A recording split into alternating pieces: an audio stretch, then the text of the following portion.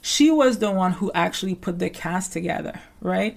The producers came, they went to Chateau, they asked if they knew any of the ladies that lived behind the gates, and then the owners of Chateau recommended Dina.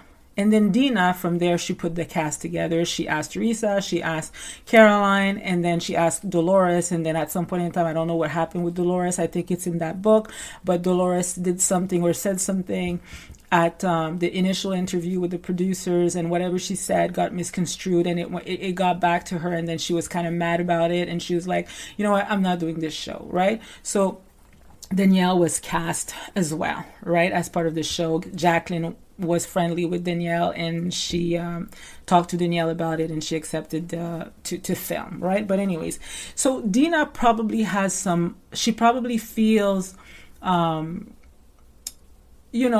protective, or like she may feel like she put this cast together, the initial crew of the Real Housewives of New Jersey. So maybe at the time she was thinking, well, since I put this whole cast together, you guys better back me up and walk off with me, because if it wasn't for me, there would be no show, right? And if you really think about it, the first season, it was really about Dina and Danielle. It wasn't about anybody else. It's like, yeah, Caroline and her one-liners, that's great. But, she wasn't the star of the show. Teresa, she was really not the star until she flipped that table. Like, she was just the silly friend who was over the top, and her stage mom with her kids. She was good TV, but, we barely saw her really like that much, right? The main focus was Dina and her feud with Danielle, really, the first season. And if you look at the opening, Dina is front and center, she's in the middle, like she was supposed to be, I guess, the queen, right?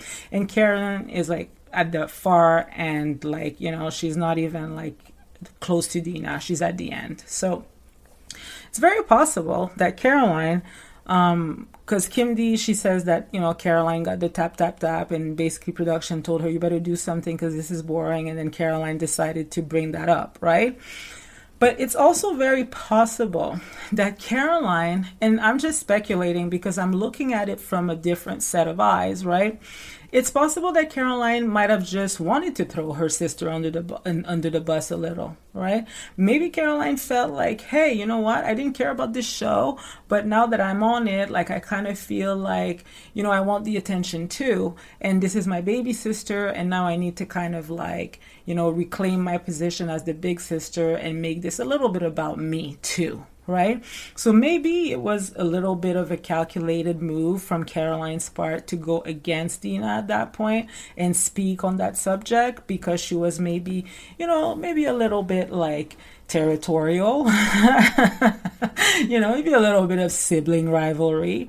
And, I think I've heard Dina say this over the years. She also said, I was always the poor sister. I was always the sister that was like, working my butt off and like really not really getting a lot for it and all that stuff, while everybody else was established. So, as long as you're the poor sister, everybody kind of feels sorry for you, rallies like around you, and, wants the best for you. But as soon as you start to come up and you start driving nice cars and nice purses, nice shoes, and you start to have a little bit of status, then, things start to change, right? So it's possible. It's very possible that Caroline did that just because she was just like, no, you're not going to outdo me. Like, let me show you what I'm about as well, right? It's possible. So, earlier on, I had a question for Kim D, and I was talking about the whole spoofing thing.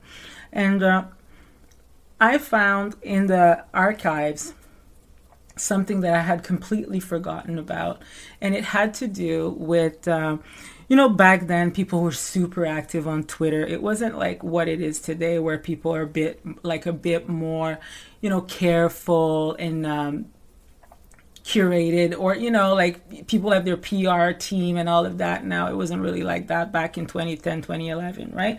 And the reason why I talk about this spoofing is because at some point in time, I think Dina tweeted something, and then Caroline's account responded something like, oh, let it go, or just like get a life, or something around those lines, like let it go, get a life, or something like that.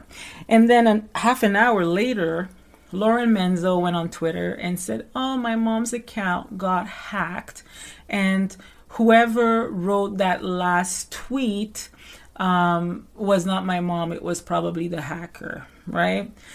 So there was a lot of speculations back then that people were saying it's probably Jacqueline because, you know, Jacqueline and Dina, they didn't really get along, right? They never really got along, really, before the show. And I truly believe that. That's my opinion. Danielle has said it. You know, I truly believe that that Jacqueline was feeding Danielle things about Dina and vice versa. I think that she was feeding Dina things about Danielle, so Dina didn't like Danielle. And then I feel like, you know, Jacqueline was feeding Danielle things about Dina, so Danielle didn't like Dina. I feel like Jacqueline has done this over and over the years, and even between Teresa and Melissa, and even between, you know, even Kim D said, Jacqueline told me Teresa was speaking behind, like talking behind my back. So, you know, like people like to say Jacqueline is sweet. I don't know her like that, but she always kind of gave me the vibes of being like a little bit like on the two-faced side of things. But that's just my opinion, right? So anyways, when it comes to that whole Dina thing, people have alluded that Jacqueline was the one behind the account writing, like, because, you know, if the security for passwords, it was probably not like as high as it is today. So people were alluding that it was probably easy to guess whatever Dina's Twitter or Caroline's Twitter password could be. And that maybe Jacqueline was the hiker and kind of wrote something on Caroline's Twitter account directed at Dina and all of that. So I don't know, but I thought that this was a very interesting theory. I never considered that Dina may have been fired from the show. And then people would probably be like, well, Stella, like Kim D never said that. She said that Dina left, that she was upset. But I understand that, but the thing is, I don't think Kim D would have the liberty to say that Dina was fired, especially if Kim D is trying to get back on the show or trying to keep a relationship with the network, right? The same thing about Carlos King. Like, he will never go and say, you know, Dina was fired from the show, even though he's no longer with Bravo. But I'm sure there's still certain terms of, you know, the stuff that he knows that he cannot disclose. Like, I'm pretty sure there's like that kind of arrangement somewhere, right? And, you know, so I wouldn't expect these people to actually come out and say, yeah, she was fired, if they're trying to have a relationship with a network or any network or at all. Like, you know, they still want to be in the industry. So it's very important to not burn your bridges, you know, with other networks, right? So I get that. But I'm not affiliated with Bravo or NBC or anything like that. So I can speak on my little theories and talk about that comment. But I thought it was very interesting, and it would make sense that if Dina was fired from the show, that she would be upset, with the rest of the cast for not supporting her, right?